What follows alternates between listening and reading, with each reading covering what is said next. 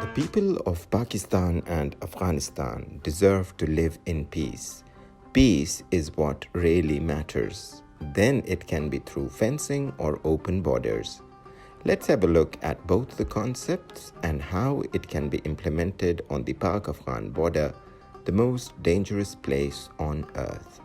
Open borders can yield a number of global benefits of a more diffused nature that are experienced throughout the world. It can double the world GDP with a one-time boost of about 50 to 150%. The GDP gains will be felt most by the world's poorest, and absolute poverty will reduce dramatically.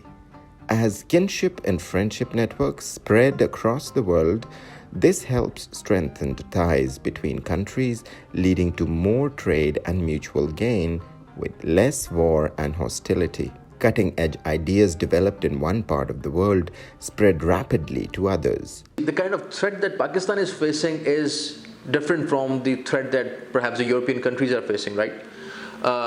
So we have world's most notorious terrorist organizations operating inside Afghanistan.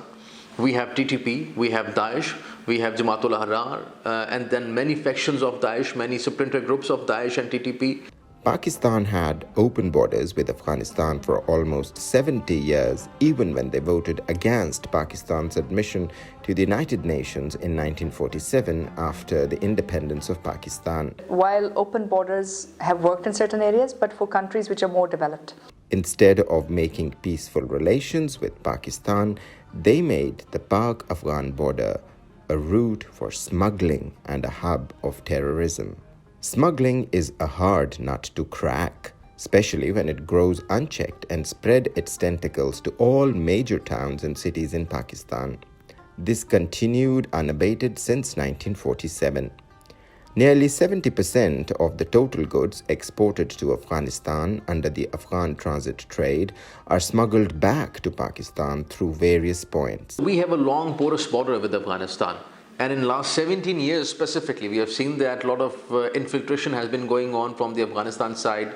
In the last year, more than 100 billion rupees worth of goods were smuggled back to Pakistan. Lack of control on the incessant flow of smuggled items, especially drugs and multinational cigarettes brands, through the porous Durand line from Afghanistan into Pakistan has caused an estimated 100 billion rupees loss to the national kitty over the last 2 years alone. Another threat from this porous border is the unchecked smuggling of drugs and tobacco. According to the United Nations, 40% of the opium produced in Afghanistan is used and smuggled via Pakistan, which is not only resulting in the loss of billions to the government, but also ruining our nation's youth. This does not stop here. Pakistan remained a serious victim of terrorism, precisely foreign-sponsored terrorism from Afghanistan. The Afghan state is not totally in control of the Afghan territory, and given the fact that the Afghan territory has been misused for terrorist activities not only against Pakistan but against the international community. More than 60,000 Pakistani civilians, security forces personnel, and women and children have been killed in gun, bomb, and suicide attacks. Besides, thousands of others have been seriously injured or handicapped and are unable to win bread for their children, which ultimately also created other social issues in society. The economy suffered $123.1 billion cost on account of the loss of lives and damage to the country's infrastructure. After all our sacrifices, what have we got? Accusations of nurturing the same Taliban that are killing our own citizens? Being accused of having safe havens for terrorist groups? We can no longer be silent about Pakistan's safe havens for terrorist organizations. After these allegations, continued insurgencies, and huge economic loss, Pakistan has decided to impede illegal cross-border movement. To prevent insurgencies and drug smugglers slipping between the two countries, Pakistan has decided to fence the Pak-Afghan border. It gives a very clear signal to people in Afghanistan as well as to other terrorist organizations as well as international actors that this is not a no man's land. This is Pakistan's legal territory, and this is a territory where the people's rights will be ensured and maintained and safeguarded by the state. Running on some of the most inhospitable, rugged terrains, the fencing began on 27th of April 2017. The total planned Pak-Afghan border is 2,611 kilometers and is expected to be completed by the end of 2020. Till now, 643 kilometers fencing along the border, including 462 kilometers in Khyber Pakhtunkhwa and 181 kilometers in Balochistan, has been completed.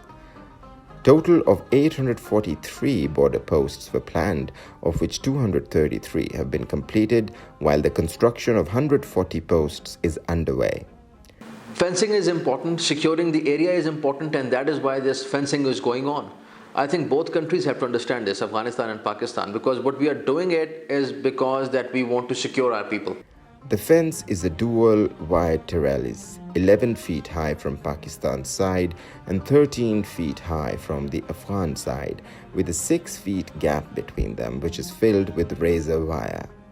It is deck meshed with a state-of-the-art surveillance system, closed-circuit television cameras, drone cameras, and other gadgets for effective day and night monitoring of the border. The fencing, we believe, will allow people to feel safe, allow people to deal with their natural issues much more progressively.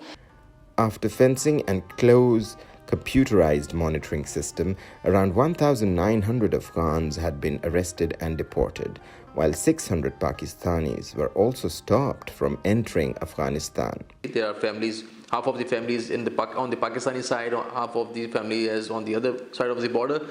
They can meet, but as it is the norm in the whole world that you need to have a pass at least, visa perhaps, that you can move from freely across the border.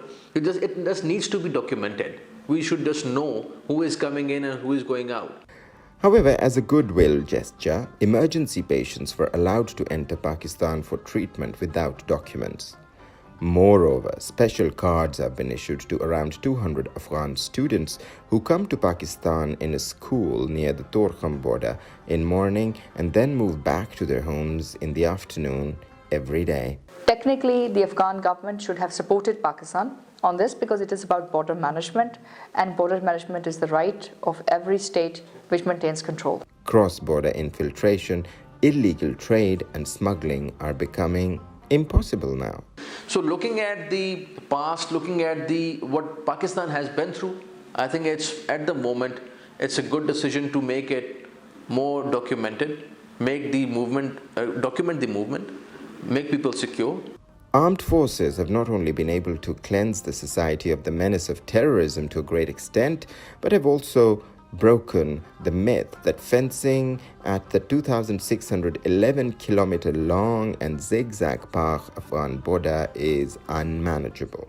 Border management is something which is, so long this nation state exists, borders will be managed. Otherwise, we would require no visas and no states. Till we have a world free of states, unfortunately or fortunately, this will be the permanent mechanism of order.